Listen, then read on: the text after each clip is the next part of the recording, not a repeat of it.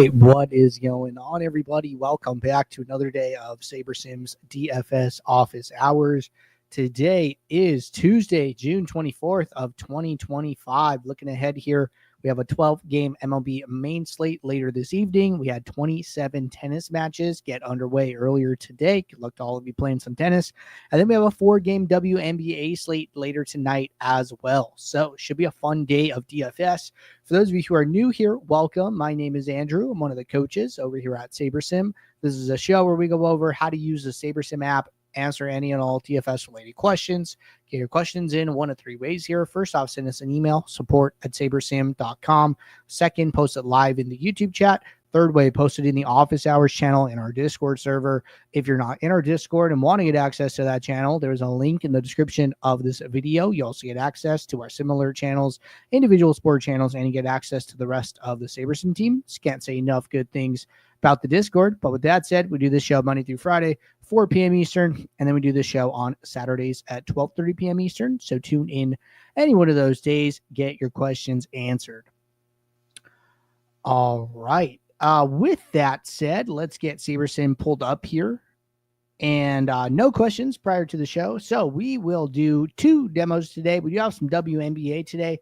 So I figured it'd be a good opportunity to build some WNBA lineups. You have this 4-game main slate later this evening. And so we'll probably split it here way with MLB, or 1 slate demo with MLB, 1 slate demo with WNBA. All right. Andy said, is there a way to run the Sims against a SaberScore build? So there is a way to run a build against itself. So I'll demo this for MLB. This is a concept we used to talk more about in the past, but we made some adjustments to the way that our contest sim engine ran. So basically, the way that the Sims used to work was that each lineup in your pool would go into the contest sim one at a time. And effectively what would happen is the ROIs would be just of that lineup against the field, right? There was no self-competitiveness in the contest sim going on. We made an update almost about a year ago now. I think it was like last August, where we put however many entries you have in the contest, that's how many of your pool lineups we put into the contest sim at the same time. So if you're putting 150, we are randomly taking 150 lineups from your pool, putting all 150 into a contest with the field lineups, playing it out, and returning the ROIs. For each lineup still gets an ROI, but at least it accounts for your lineups playing against each other now, right? So that was kind of the big reason for running the Sims against itself, to account for that like self-competitiveness. So since we made that update, it's not something we highly recommend anymore, but it is something you still can do. Now, the way to do it is, first thing you need to do is run a build. Okay, so you need to have your lineups built already. Another important thing to note, well, we'll go step by step here. So you run your lineups. Okay, then you go to the contest tab. You go to custom contest. You can name it whatever you want. Just name it 1. The field lineups is the most important section. Okay, you go down to the name of your build. Okay, you select the name of your build. I would generally recommend whatever contest you're playing, come in here and pick it. You know, if you're playing I don't know what the 4-seamer, right? This is the $4.20 max. Select the payout structure for the 4-seamer. If you only have 10 lineups, put user entries to 10, right? That specificity is important, but the biggest thing is changing the field lineup. So it should look exactly the same as like your uploaded contest sim would look, except for like a different name and then a different set of field lineups. Okay, then I would save it. So now this custom sim is going to be available. I go back to my build.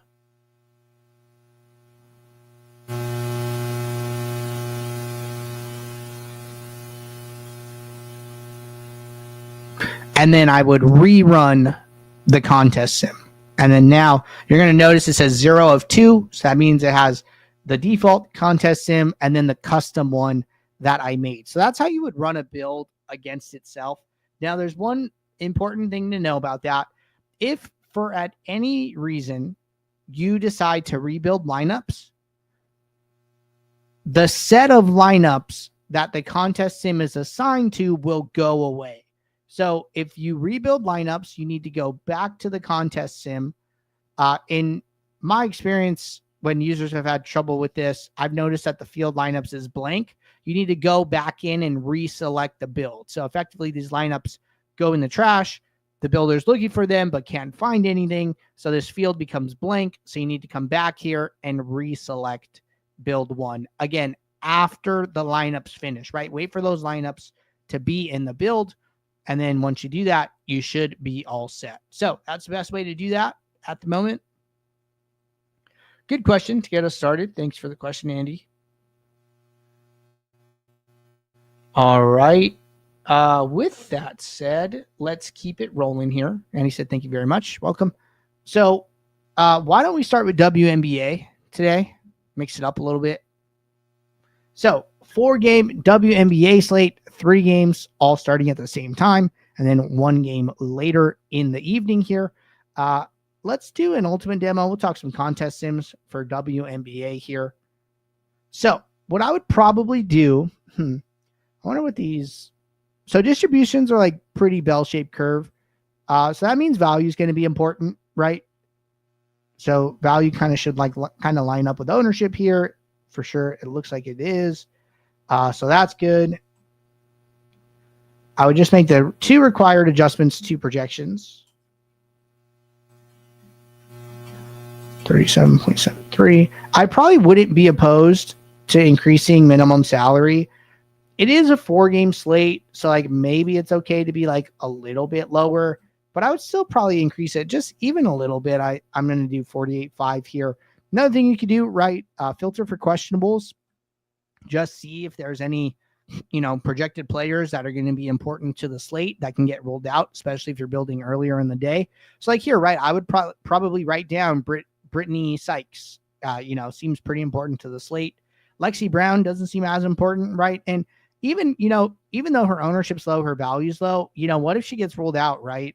What it is, who gets those extra minutes? You know what I mean? She has 33 minutes. She has 30 fantasy points. These are going to go to somebody else, and she's a guard. So, maybe a boost to Sonia, maybe a boost to Sutton, maybe a boost to like Melbourne, and then all of a sudden these, 5K plays become really, really good. Or, maybe Sonia goes from 26 to, 35, and all of a sudden her value shoots up, right? Like what happens if she gets like a 5-point boost? Well, now she's like one of the higher values on the slate. Her ownership will go up. So just keep those things in mind, right? Good to just double check and verify those. Aside from that, I don't think there's too much else to do here up front. So I would just kick this off. So we're going to run this build.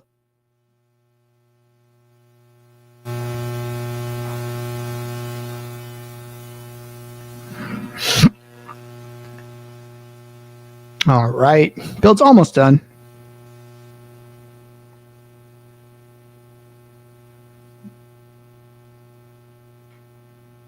And we'll let it do the full 5K here.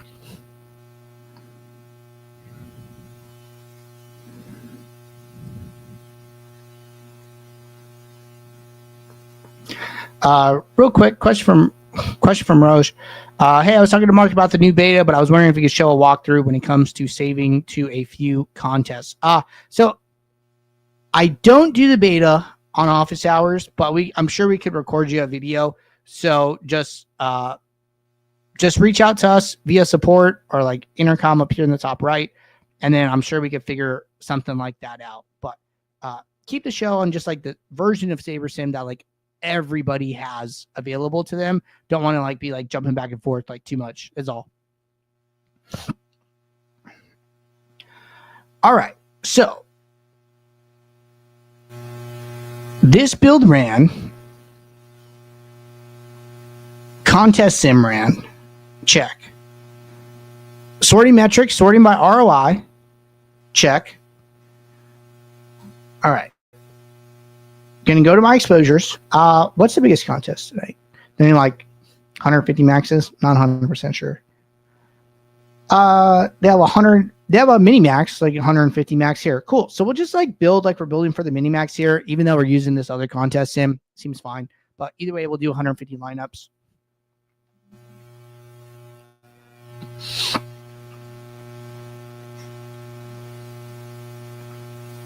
All right, 150.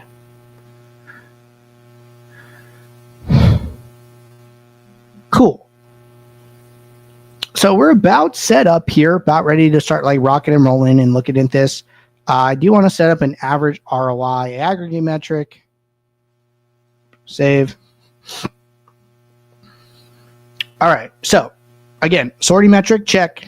Lineups, check. Projection, ROI, aggregate metrics, check. Got my exposure, got my leverage, got my pool, got my ownership. I might move this over. And I got basically everything I kind of want to see here, right? So now it's time to start doing some stuff. I would probably start with an ROI greater than 0 filter. It's just going to protect you from playing negative ROI lineups, which we always want to do. So I turn that on.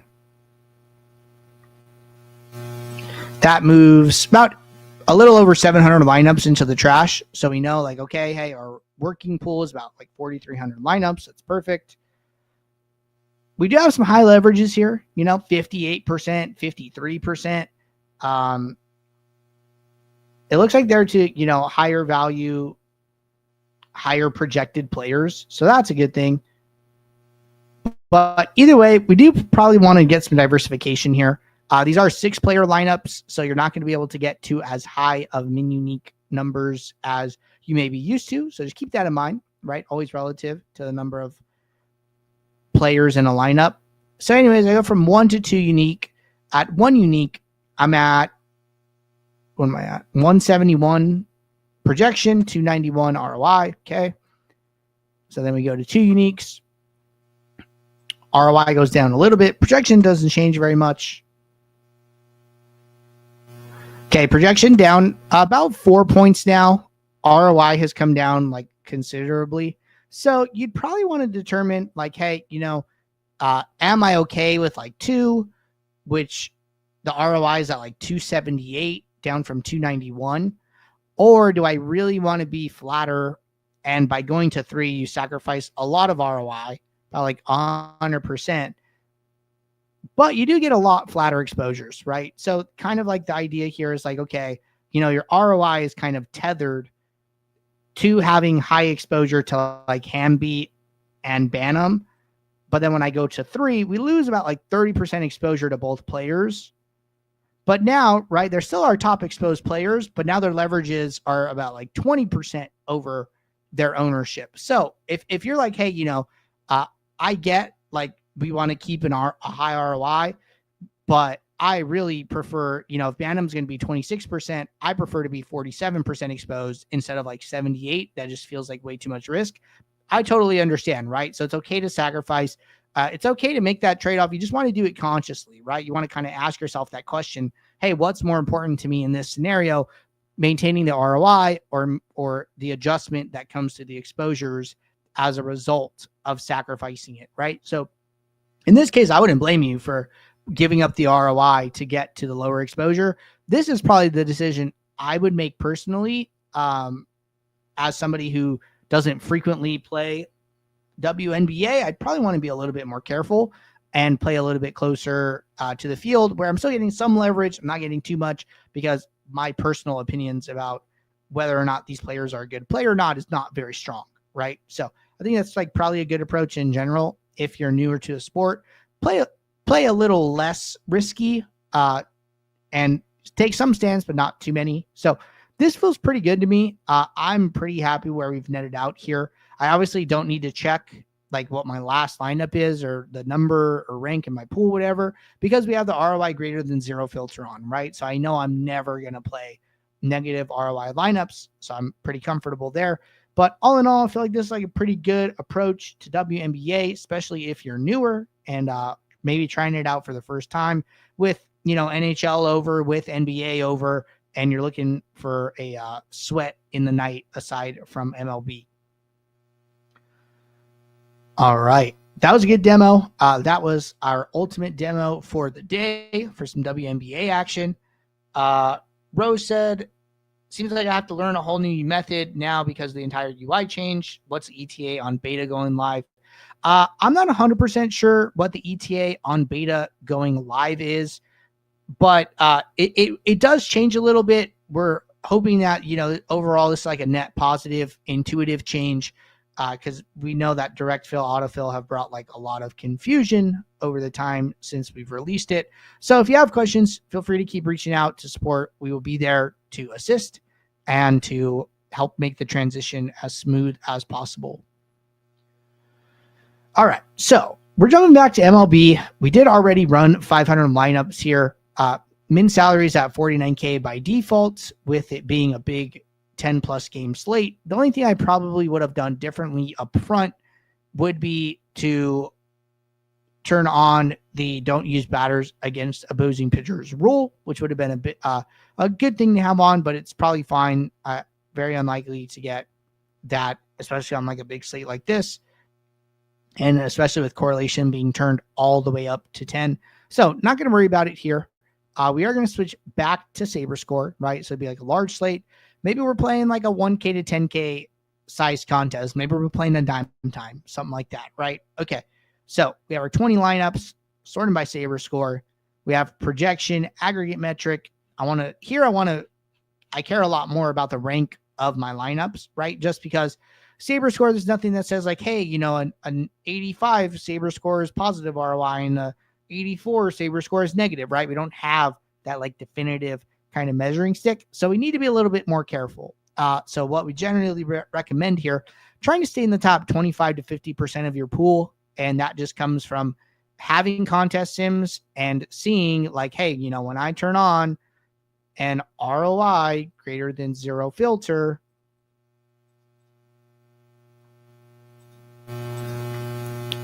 somewhere I'd say like 30 to 50% of your pool goes in the trash. So for prioritizing higher ranked lineups, we're more likely to be playing positive EV lineups than if we go too far in our pool. We know there's some negative ROI lineups, and we're saying that the lower Saber scores are probably more correlated to negative ROI. All right, so we got our 20.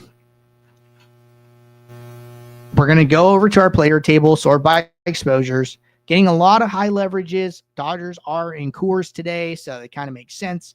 But we still want to manage our risk here. So I'm going to start cranking up uniques. My average projection is 102. I imagine it'll go down today because we'll probably lose some of this Dodgers exposure. So that seems like okay in this scenario. So we go from one unique at 3. We're still at a 102 projection. We're creeping our way down the pool here. 101.4 projection. At 5 uniques. We're still at 101.4. That's great. We're at lineup 31. We see these Dodgers slowly coming down. Still some high leverages to like Muncy, Pajes, but we're trying to do what we can. All right. 6 uniques. 101.9. Seems good. 7 uniques, 100.3. So kind of like the first big jump when we get here to 7. I do like that our highest exposed player is now a pitcher, and then it goes like to the Dodgers as far as like exposure goes. Dodgers are still like some of the highest leverages, like with these 6, 7, 8 hitters, but the highest exposed is a pitcher, and pitchers tend to be a little bit more consistent than batters are, that's for sure. So at 1 unique, right, we started with 102.3 projection. And then at 7, we're down to, I believe, 100.3.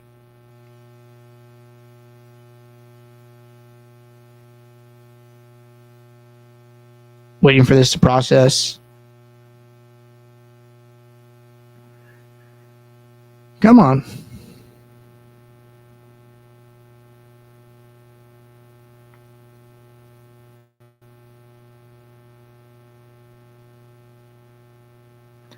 Does not like that I went from 1 to 7.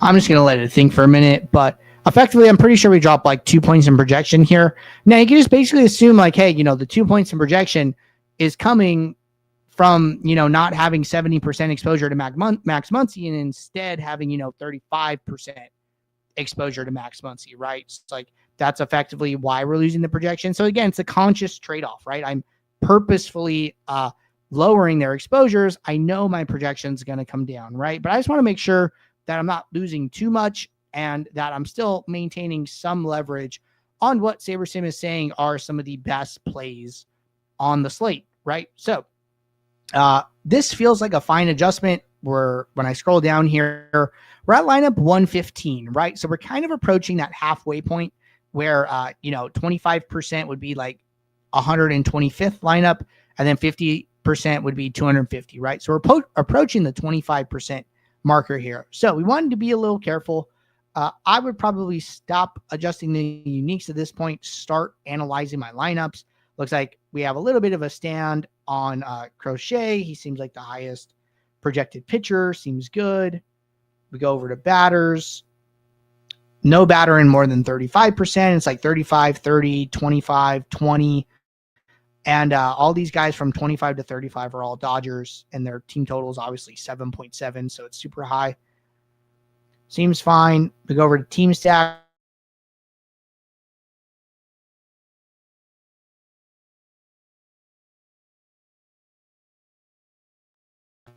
So I might go back to my player table, and then I might filter for the Dodgers and just kind of look at their team as a whole.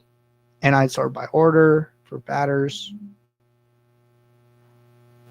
And just kind of see if I'm okay with this, right? And this honestly looks pretty good.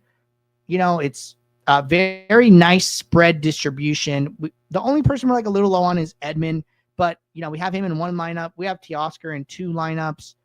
Freddie in 3, Will Smith in 4, Muncy and Mookie in 5, Conforto and Ohtani in 6, and then Paz in 7. So it's not like, oh, we're only playing 1 through 5 and we're not getting to any 6, 7, 8, 9. Like, no, it is pretty spread out, but you're not always going to be able to get to everybody. You might just have to, eat those situations. So you could change it if you want. Obviously you could set a minimum exposure. I'm trying to trust SaberSim here and, roll with what it gave me. So in my opinion, I'd be okay with being under on him. It's not, obviously ideal, but, if I was playing more lineups, maybe I can get to more of him. So you do what you can, right? You do what you can. But here, all in all, I've analyzed it. I've, verified it, going through like the QA process. It all seems fine, right? So I go over to my stacks. Just want to make sure my lineups are well correlated. I got 5 2s. I got 5 1-1-1s. I got 5 3s, like dominating the top. So a lot of big stacks. You could go a little bit further here, right? And you could even go to your team stacks and then see like, hey, who am I getting in 5s? And it looks like it's the Dodgers. It looks like it's Boston. And then we're getting some White Sox 2 stacks, some Dodgers 2 stacks. So pretty spread out. Boston creeping up here in the 5 stacks, kind of interesting. Where were they in the team stacks? Oh, no, they were our second highest owned. So like that makes sense. You'd basically want to see if like some interesting team were popping, like, hey, it doesn't look like, San Diego's that important here as like the 5th listed stack, but maybe they're all 5 stacks or something like that, right? It's kind of what you're just like trying to keep an eye on and make sure nothing like creeps up on you and surprises you when you actually look at your lineups.